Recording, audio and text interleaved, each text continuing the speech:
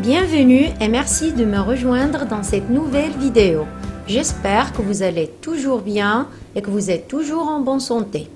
Aujourd'hui, nous allons voir la correction de la série d'exercices que je vous ai demandé de faire pendant le week-end. Vous êtes prêts? On commence. Bien sûr, je vais commencer par la lecture du texte. Allez, soyez attentifs avec moi. Ce matin-là, Fatima gare sa voiture sur le parking, prend un chariot d'une main, son sac de l'autre et se dirige vers le supermarché. La jeune femme pénètre dans le magasin à toute allure.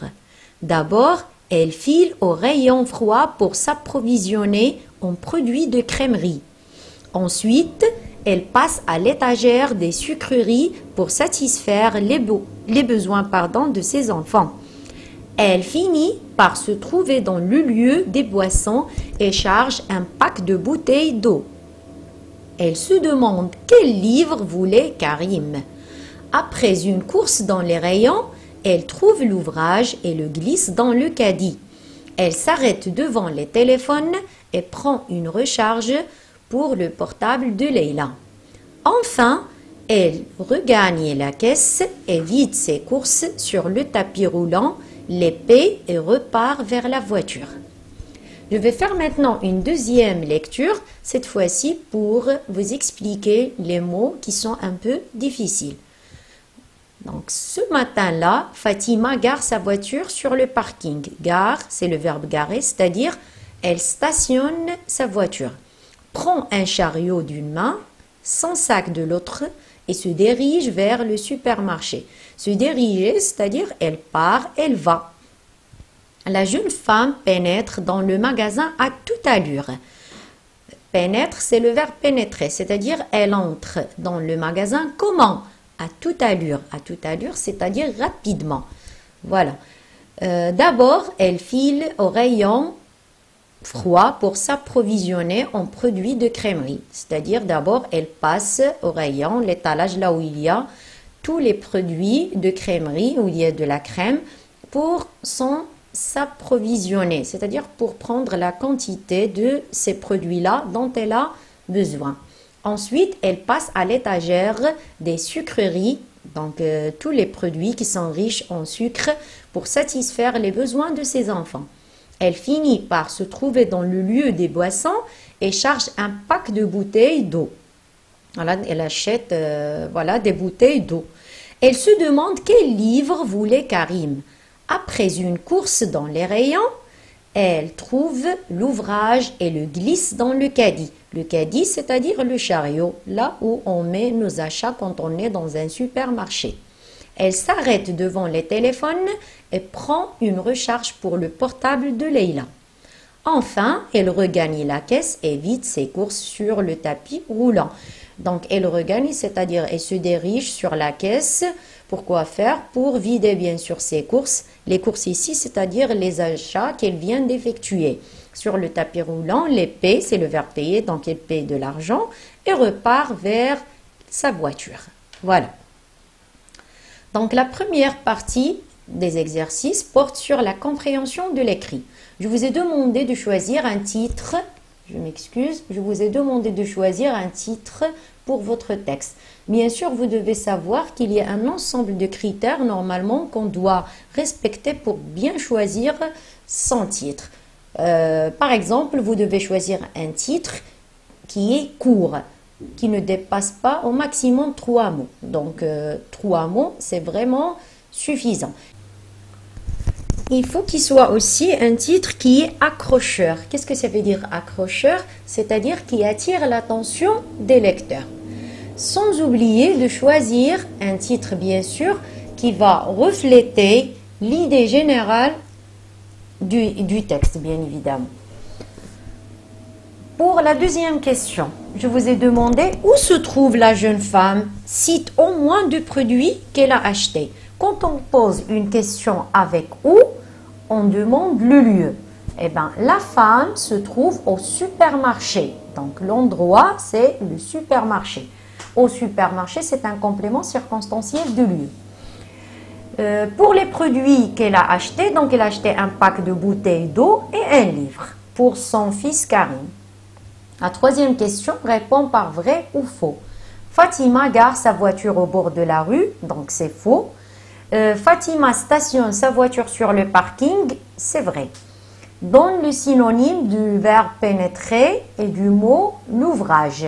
Donc le synonyme, c'est-à-dire les mots qui ont à peu près le même sens, qui ont le même sens ou presque. Par exemple, le verbe pénétrer, son synonyme, c'est le verbe entrer. L'ouvrage, le synonyme, c'est le livre. La cinquième question, quels sont les verbes qui viennent de boisson, produit, recharge, course? Nous, normalement, on travaillait la question à l'envers, c'est-à-dire je vous donnais des verbes et je vous demandais bien sûr, de m'en dériver les noms. Maintenant, on va faire l'inverse. Donc, vous avez les noms, vous allez en dériver les verbes. Boisson, le verbe, c'est le verbe de boire. Produit, c'est le verbe produire. Recharge, le verbe qui lui correspond, c'est le verbe recharger. Et finalement, course, le verbe, c'est le verbe courir. La sixième question, réécris la liste sans intrus. L'intrus, c'est-à-dire le mot qui n'a aucune relation avec le groupe de mots proposés. Ici, je vous ai donné supermarché, client, rayon. Ce sont des mots qui appartiennent à la notion, par exemple, des courses ou bien d'un supermarché. Donc, le mot qui n'a aucune relation avec ces mots-là, bien sûr, c'est le mot jardin. Passons maintenant aux activités réflexives sur la langue. Et on commence par le lexique.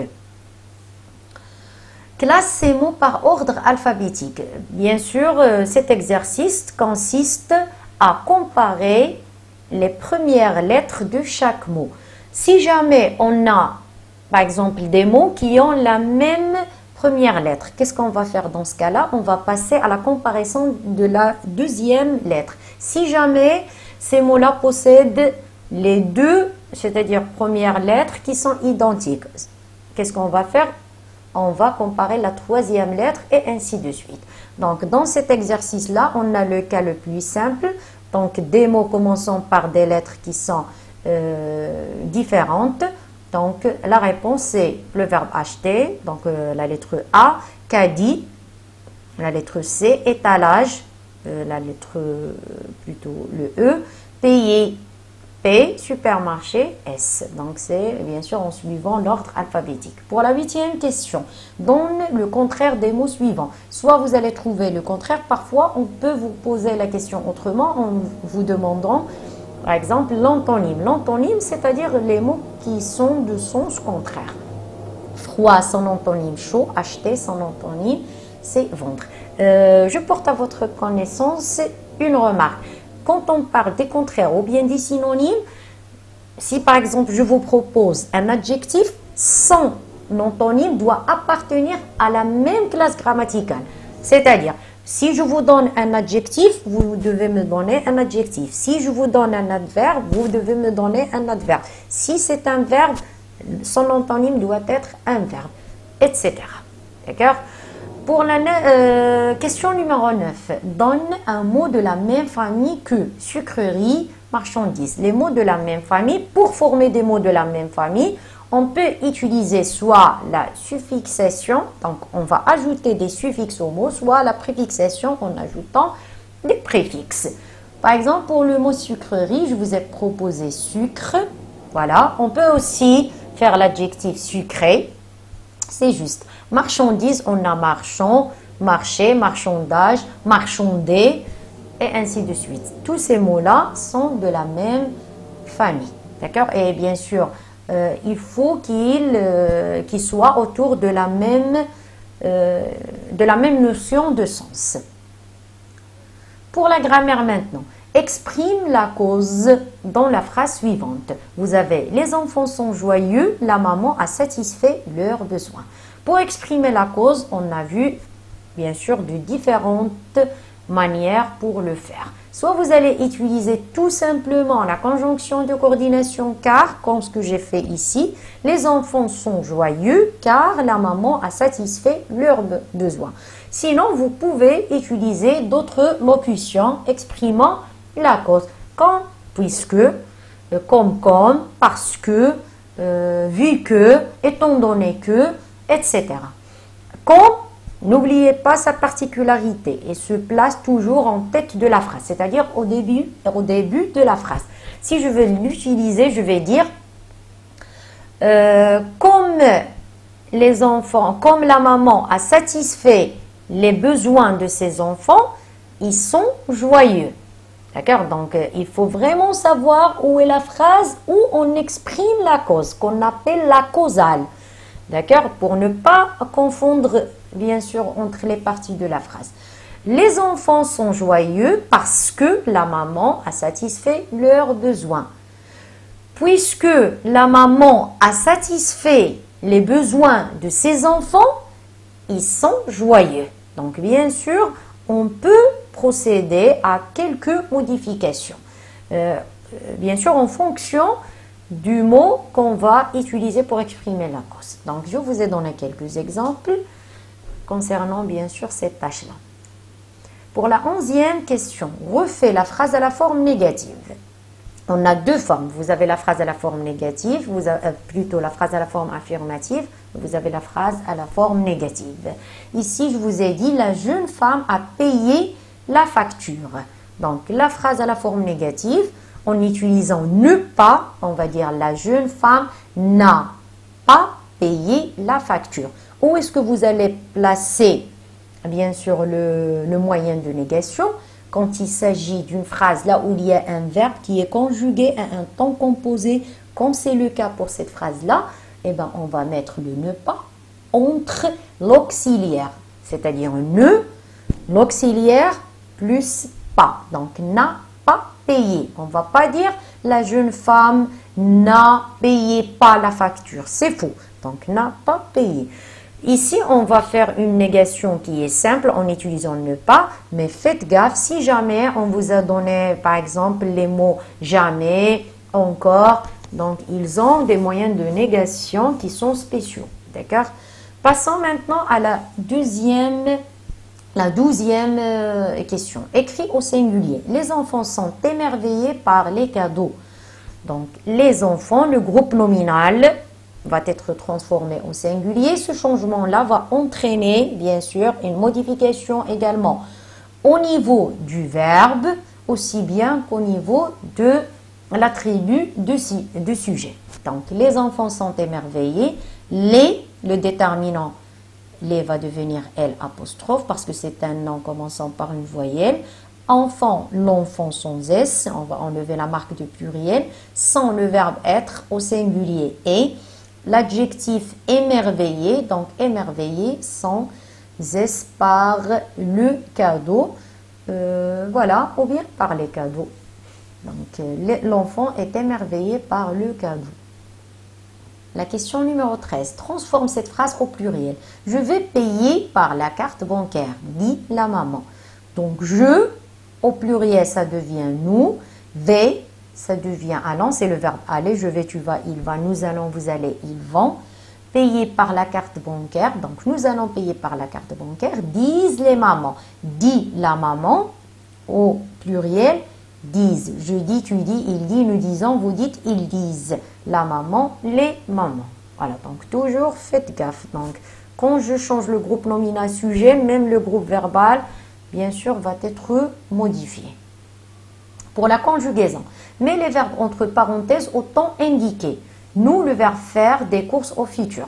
Donc, n'oubliez pas, le verbe faire, c'est un verbe du troisième groupe et c'est un verbe qui fait partie des verbes irréguliers, donc qui change de radical quand on, bien sûr, les conjugue à certains temps, comme c'est le cas pour le futur simple. Donc, pour le verbe faire, on dit nous ferons, je ferai, R-A-I, tu feras, R-A-S, il fera, R-A, nous ferons, R-O-N-S, vous ferez, R-E-Z, ils feront, R-O-N-T, elles feront, R-O-N-T.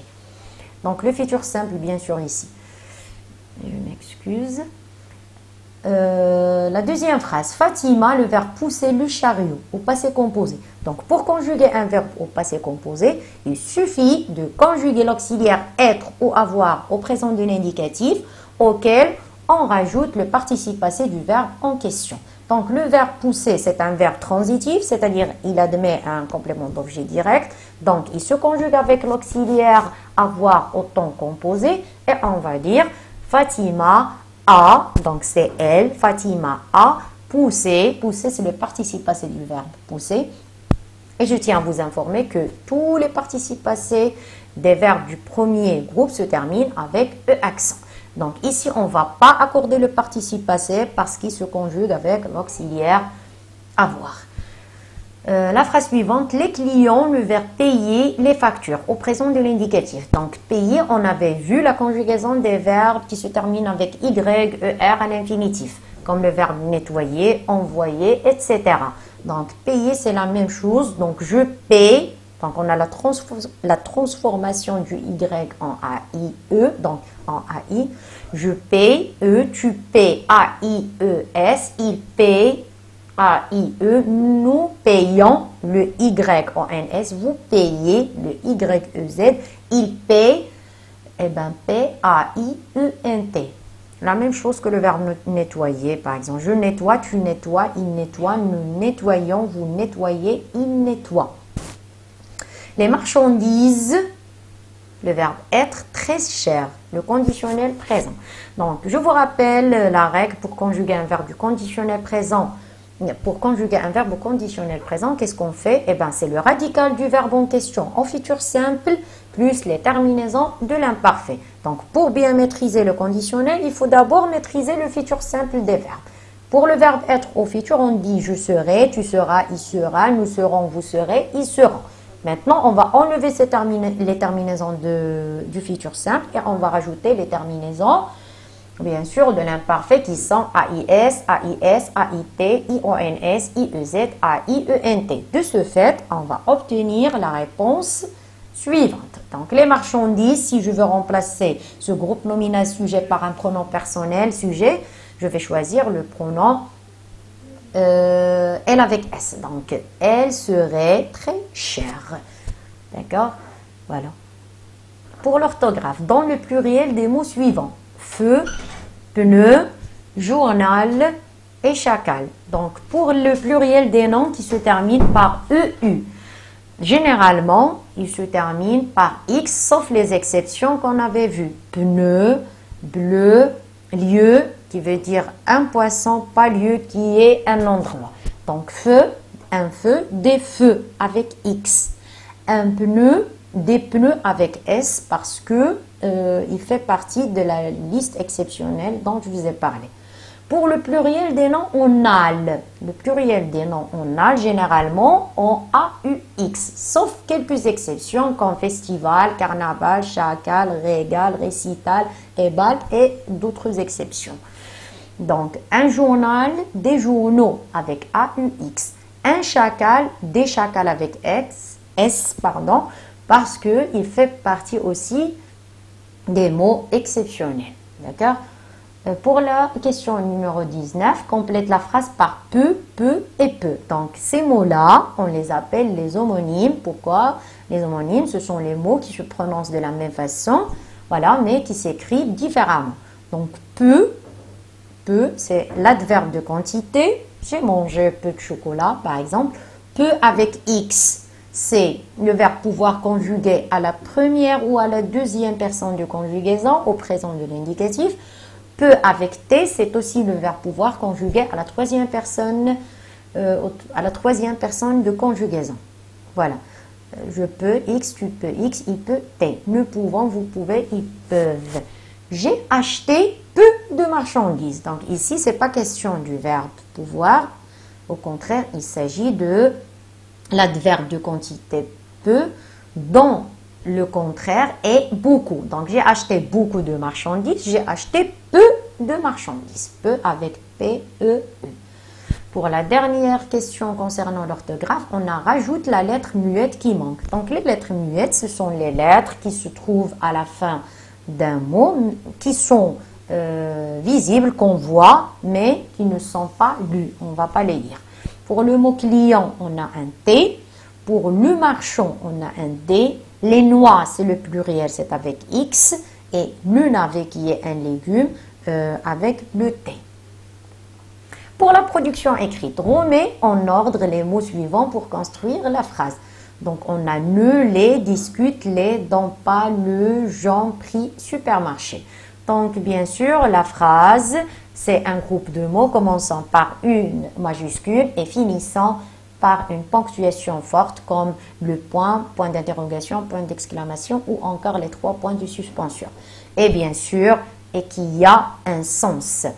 Donc, le bon ordre de ces mots-là est le suivant. Les gens ne discutent pas le prix dans les supermarchés.